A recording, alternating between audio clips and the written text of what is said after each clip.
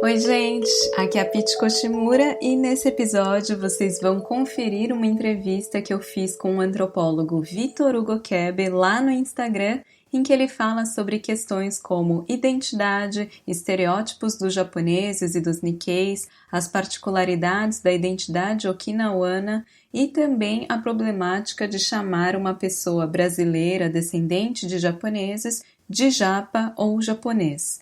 Se você chegou a ouvir o episódio 8 sobre identidade Nikkei, deve se lembrar de que eu comentei lá que ter assistido uma aula do Vitor foi muito importante para que eu entendesse melhor certas questões sobre a minha relação com o Japão.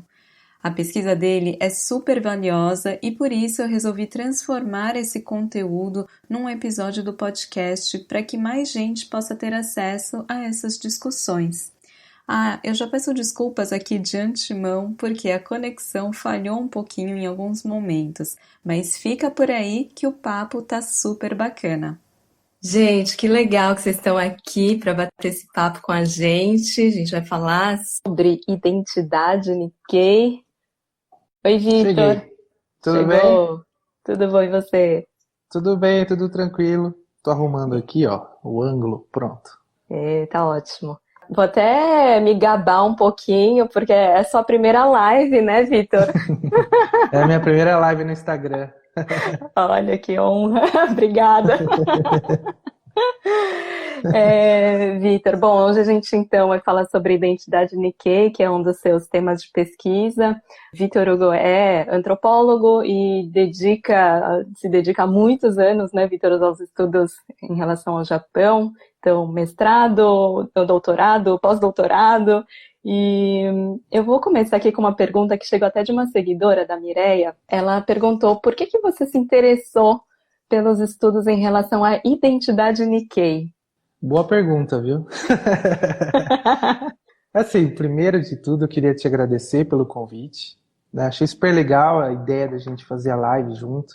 E, inclusive, é minha primeira live no Instagram e, assim, pra mim é legal porque você foi minha aluna em um momento, né? Em São Paulo. Sim. Então, eu fico muito feliz dessa troca que a gente está fazendo aqui, né?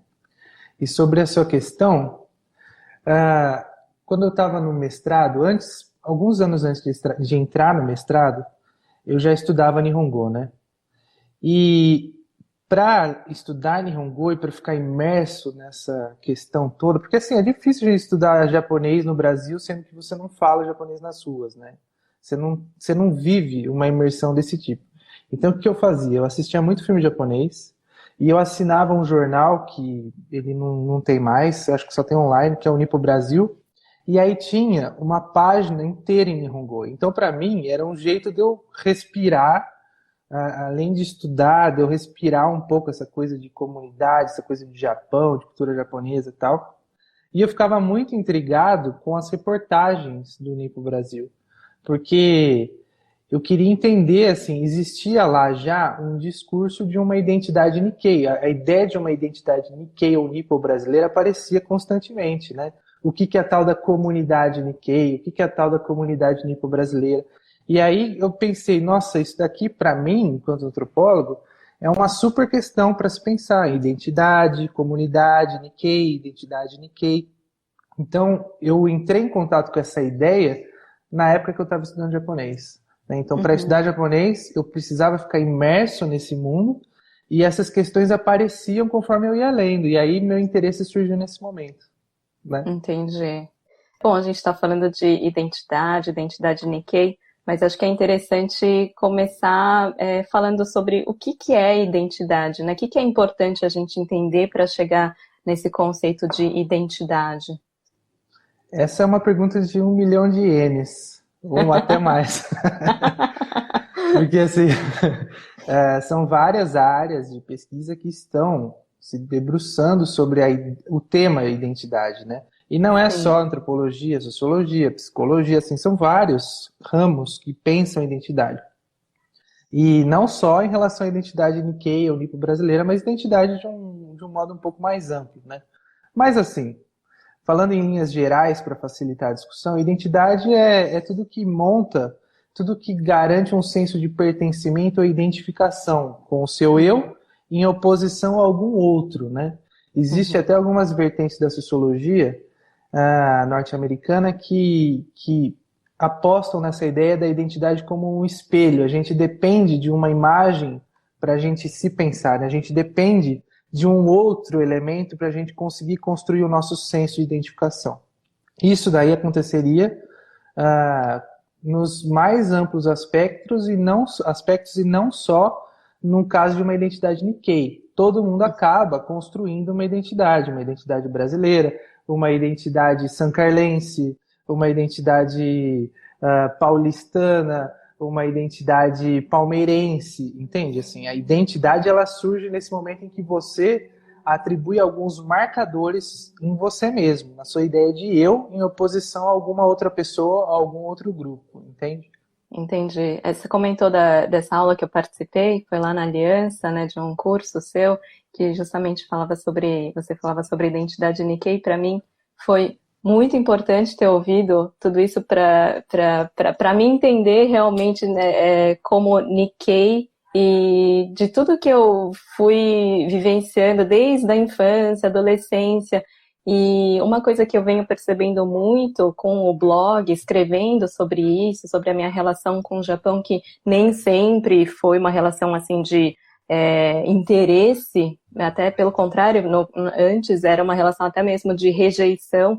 Eu fui percebendo que muitos Nikkeis, muitos descendentes japoneses, passam por isso também. E eu queria te perguntar sobre a questão dos Nikkeis serem chamados, dos descendentes japoneses serem chamados de japoneses no Brasil, né? Porque isso é muito comum. Tipo, tem uma amiga, ela é japonesa. Eu vou trazer aqui um cara que eu conheci, ele é japonês. Só que eles são descendentes japoneses, né? Como que você vê o impacto disso, do uso desse termo para se referir aos descendentes?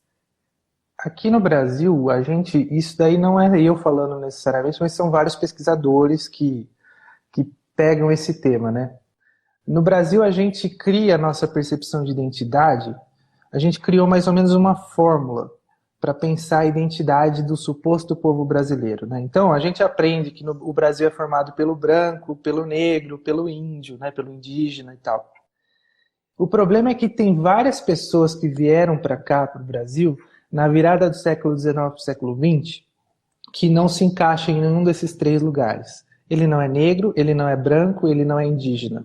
E aí essas pessoas, elas ficam num limbo, né? Em busca de uma identificação. E aí quem está nesse bolo todo? Os chineses, os japoneses, os árabes também entram nessa caixa toda, né? Então, por ficar fora dessa fórmula, dessa equação, parece que dá um tilt aqui no Brasil, na sociedade brasileira, para encaixar essas pessoas. E aí o que acaba sobrando são esses outros termos que acabam excluindo, né? No caso japonês é muito comum. Aqui no Brasil, essa pessoa que tem olho puxado, que não se encaixa no branco, negro, indígena, ele acaba sendo chamado de japonês como se ele não fosse brasileiro, como se ele não partilhasse nada com o Brasil. Por isso que é muito comum essa associação imediata do japonês descendente aqui, o descendente de japoneses, com o japonês do Japão. É muito comum ouvir assim na rua, né? Ele é japonês, faz perguntas sobre como é que tá o Japão agora, você nasceu lá, você nasceu aqui, você fala japonês, você come sushi. Existem essas conexões que são mais ou menos automáticas, né? Porque essas pessoas não se encaixam nessa fórmula que o Brasil se entende enquanto sociedade, né? A gente tenta, a duras penas, a gente tenta mudar essa equação, mas é muito difícil. É um pensamento muito, muito duro, né? Muito enraizado de encaixar as pessoas nessas caixas aí. E aí o japonês acaba ficando de fora. Os chineses também ficam de fora, os árabes também ficam de fora. Mas no caso dos japoneses, é muito patente. Ainda mais aqui no estado de São Paulo, ou então no Paraná, que tem muito descendente de japoneses, isso é muito gritante, né? Você vai conversar com um descendente de japonês, e aí chega lá o brasileiro e ele já faz essa associação. Ele não é brasileiro, ele é japonês, né? Então, esse descendente, ele acaba sendo enxergado, sendo visto como japonês no Brasil, ele acaba não sendo considerado brasileiro no Brasil, E aí, quando ele vai para o Japão, como decassegue ou para fazer uma viagem, ele acaba percebendo que ele é brasileiro. E aí ele volta para o Brasil, falando assim, nossa, estou voltando para casa. E aqui ele volta nesse ciclo de novo. Não, eu não sou brasileiro, eu sou japonês, porque as pessoas me chamam de japa, japinha, Japão, Nippon, na rua, né? E aí ele entra num looping, né? A gente chama na academia de efeito boomerang, que os descendentes japoneses sofrem, né?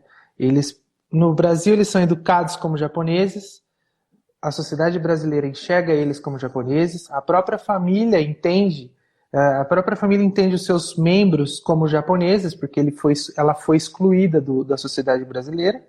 Então ele fala, olha, o Japão é da onde eu vim, o Japão é a minha pátria mãe, o Japão é a minha terra de origem, preciso voltar para lá. Vai para o Japão e percebe que não tem nada a ver com os japoneses do Japão, né? E aí fica nesse vai e vem constante. É muito comum esse tipo de discussão. Ainda mais na antropologia, na sociologia, na história também tem esse tipo de discussão. A psiquiatria também se debruça sobre isso, a psicologia também. Sim, não sei se te ajuda ou se só piora, né? Porque é uma discussão bem pesada, né? Se for parar para pensar.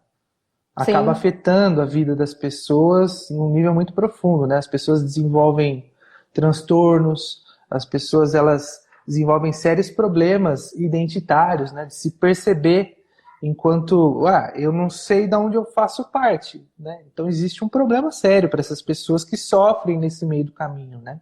Sim, com certeza. E acho que acontece também uma coisa dos próprios descendentes japoneses de se autodenominarem como sendo japoneses, de se referir aos não descendentes japoneses como brasileiros, né? Acaba acontecendo isso também, né? Sim, é muito interessante, porque sabe a expressão gaijin, né? Sim. A expressão gaijin, aquele que vem de fora, né? Até o gaijin é até errado falar, politicamente errado, né? É gaikokujin, né? Aquele que veio de fora, o estrangeiro. Quando os primeiros imigrantes japoneses chegaram no Brasil, eles trouxeram o que como idioma, como linguagem? A linguagem deles.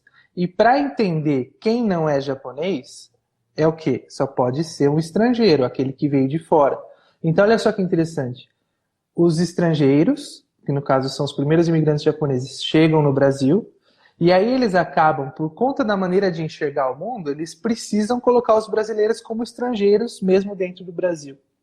Ou seja, tanto os brasileiros, eles enxergam essas pessoas que estão chegando de uma maneira que, de certa forma, é excludente, como esses que estão chegando no Brasil enxergam a sociedade brasileira como excludente, né? Então a gente está criando um monte de fronteiras aqui, né? Um monte de muros que complicam ainda mais a nossa situação para pensar identidade, comunidade, Nikkei, nipo-brasileira e por aí vai.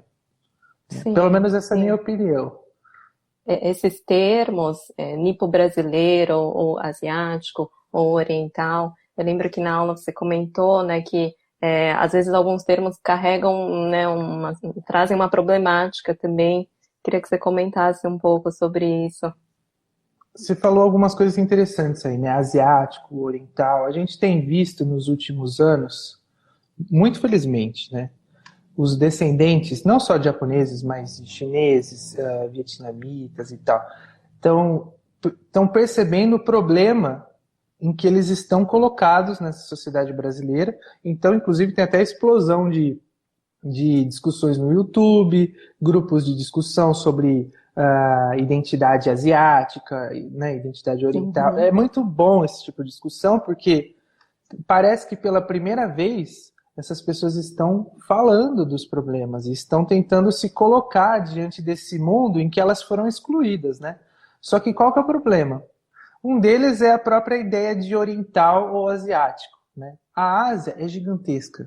A Ásia, ela possui uma variedade inacreditável. E quando eu falo Ásia, eu estou colocando junto indiano, chinês e japonês e um monte de gente no mesmo lugar. E assim, as diferenças culturais entre indianos e japoneses são gritantes, né? Então, por exemplo, falar ou considerar como asiático é importante, porque é uma maneira de você se posicionar politicamente perante essa discussão da sociedade brasileira que exclui essas pessoas.